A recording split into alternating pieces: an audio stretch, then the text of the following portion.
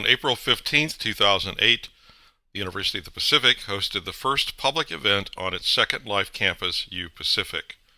This international meeting, hosted by Dr. Rob Brodnick, was attended by approximately 100 participants across the United States and Europe. The in-world meeting brought together members of the Association for Managers of Innovation, AMI, for the first time in the exciting virtual world of Second Life. AMI, founded by Stan Griskevich, is an organization comprised of leaders from business, government, and education who foster creativity and innovation in society. The AMI identifies leading-edge ideas, shares experiences, sponsors research, and recognizes exemplary creative processes. The AMI was originally sponsored by the Center for Creative Leadership, a top-ranked global provider of executive education that develops better leaders through an exclusive focus on leadership, education, and research. Founded in 1970 as a non-profit educational institution, CCL helps clients worldwide cultivate creative leadership through an array of programs, products, and other services. CCL serves clients in more than 120 countries on 6 continents, supported by 5 campuses, 500 faculty members and staff, and an international network of coaches and affiliates. Larry Johnson, CEO of the New Media Consortium, an organization spearheading development in Second Life, gave the keynote speech. His topic, Why Virtual Worlds Matter, investigated the potential of multi-user virtual environments for business and education. Many of the attendees were interested in the commercial potential of Second Life, the largest of all of the currently active virtual communities. During his speech, Larry Johnson observed that U Pacific is one of the most beautiful sims in Second Life to date. U Pacific is an amazing replication of the bricks and mortar campus, which now, with the Sky Learning Labs, will allow for highly customized venues for teaching, research, and conferences.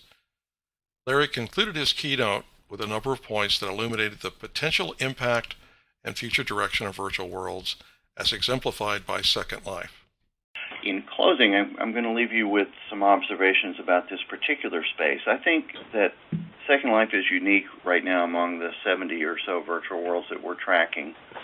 And wherever the technology takes us, I think it's going to be seen as the seminal first instance of what the 3D web might look like. And I think there are 3 reasons for that make it really clear. Second Life sits at the intersection of 3 deeply significant trends. And it's here that one should start to understand why this technology offers such potential. The first trend is a focus on people as the organizing principle of the network, and that's been fueled by hundreds of social networking applications, the anywhere, anytime access of wireless networks, and now mobile broadband, and the clear desire of people to connect in real time via these networks. And so at its core, Second Life is a social space. The fact that we're gathering here is highly significant, and Second Life's done a very good job of meeting the need of people to come together. The second trend is the ever-improving ability of our computing devices to represent data and information visually across 3 dimensions and distribute that information in real time over the network. And this is largely driven by the huge success of the gaming market that doubles every year. By 2011, it's expected to top $69 billion a year. And most new computers now have the capacity to render 3D images of really amazing fidelity.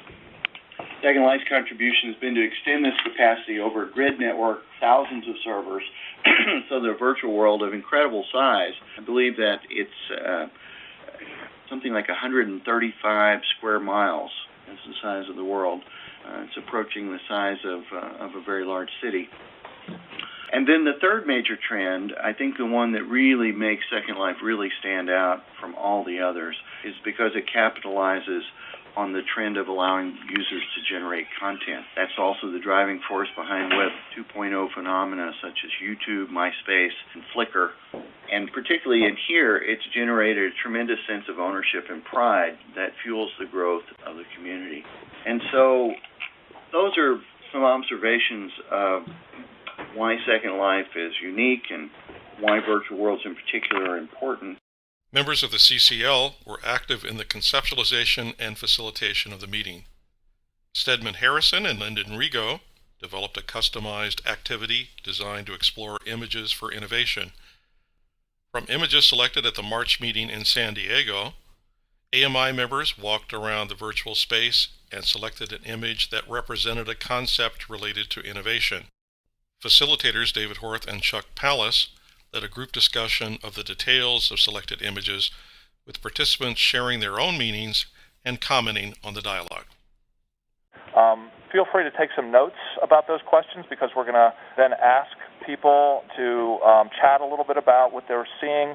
So we're going to pick a couple of these images and kind of debrief them with the crowd that's in front of the image. So we're going to look for the ones that have the most people in front, right? So the instruction would be, consider those questions in front of the image and then jot down, not in chat, because right now I think that would fill up the chat too much and be distracting, but if you could actually type answers to these things in words, these questions, and then cut and paste those into chat later, because then we'll have a chat session. So why doesn't everybody go ahead and do that if you haven't already? So Devad says, reality is becoming hazy. We are moving more to being creators in potentially a grander sense. Stedman says both partnership and possibility are present. We will need to be taking on more of a role, I think, of recreating our planet, the physical planet around us, given the devastation to the environment. Others who have been also looking at the image care to respond to that? I'd like to comment, Stan. I can't help but think the visionary landscapes are the big frame, long way out into the future, and then I jump back and forth between that and the polarity of opposites, because the polarity of opposites supplies for me tactics on how to achieve that first visionary landscape. Members of the Pacific team, Dr. Rob Brodnick, Professor Ken Day, and Wendy Brodnick, facilitated small group sessions on innovations for communication, learning, and creativity. Participants teleported from the ground level to Pacific Sky Learning Labs and Innovation Cloud, areas that hover just above the U-Pacific campus, which was created specifically for this event. Ken demonstrated the application of media within the virtual world and showed how communication streams can pass from Second Life to the internet and other technical applications.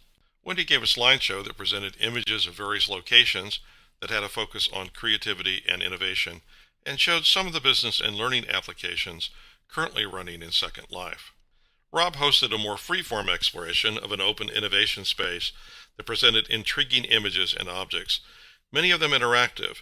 He offered a magic carpet ride and closed the session with a discussion on what impact that virtual innovation spaces might have for those responsible for managing innovation in their organizations. Stan Griskevich, president of the AMI, made the closing remarks. Thanks, guys. AMI over these years has always been associated with this concept of renewal, and I want to say I really have a sense of that today, that AMI is not history. AMI just made history, what we've been doing here. I know it's new for probably 95% of us who are members. Earlier, and thanks, David. I'm sorry for the summary, David, and also, Rob, just thank you and your Pacific colleagues for making all this happen for us.